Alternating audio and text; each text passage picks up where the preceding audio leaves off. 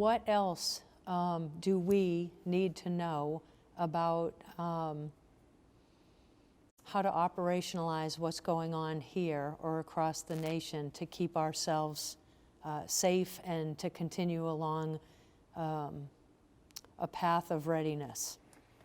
Yeah, I think it's important to continue to focus on the basics, right? So the basics for us right now, you know, wash your hands, wear a mask, social distancing. Those are the easy things. We should all be able to do that. We can all watch each other, we can all monitor each other, and we can support each other.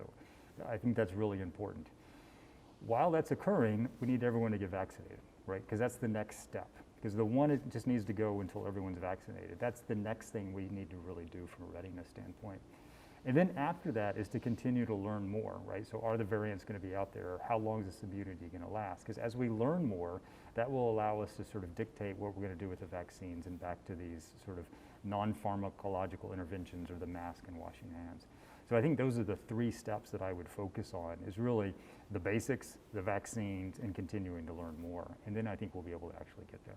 Good. And you described very appropriately that this is a very complex and complicated problem set that we're dealing with. And one thing no one really talks about in the context of vaccines and social distancing and mask wearing is the other work that your team is doing on the behavioral health side of things and what the stress of COVID-19 is doing to our force. Can you just talk about some of those initiatives? Yeah, I'll be happy to. The other thing I think we struggle with right now is the constant change, right? Early on, no one wears masks, everyone wears masks. Early on, it was 3 feet, then it was 6 feet, and then it's double masking and it's triple masking.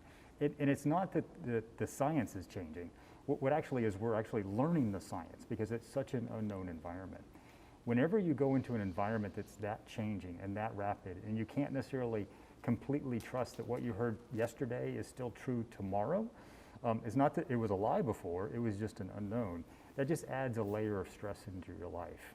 And what we do here at the RARE is put a lot of effort into the Behavioral Health Association with this, you know, where leaders can engage. Those leaders that are engaged, that are empathetic, that are out there with the troops, that are wearing the masks, they're setting the examples.